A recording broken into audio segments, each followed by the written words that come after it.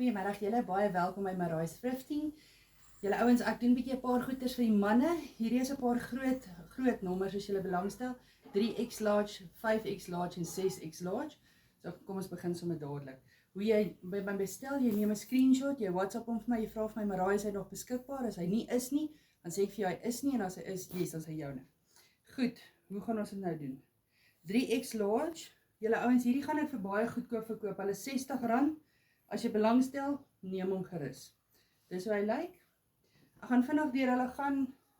Hulle is R60 as jy belangstel. Hulle is al gedra, maar hulle is nog in 'n goeie kondisie, die meeste van hulle.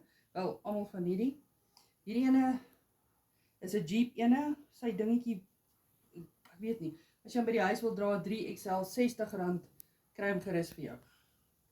So ene, wat sê 3X large. Dan het ek so enetjie, 3X large. As jy belangstel, WhatsApp my, dan praat ek en jy. Hierdie is 'n Eagles hemp.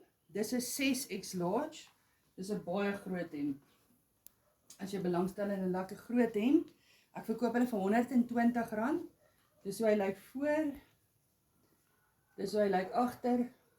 Ek beloof jou, jy gaan nie 'n R120 hemp vir jou kry as jy 6X large hemp is nie, hoor. Stuur hom gerus vir my.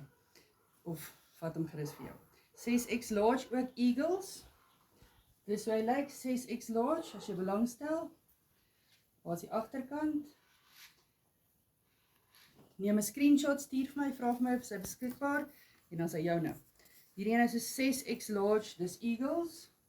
Dis hoe hy lyk. Dis 'n baie mooi hemp.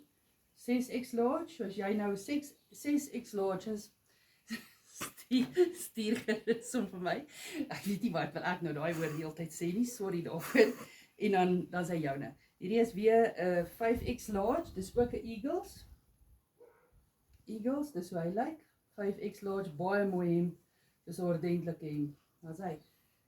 Dat weet my gerus. Stuur vir my 'n WhatsApp en dan praat ek en jy verder. Lekker dag, goed gaan, tata.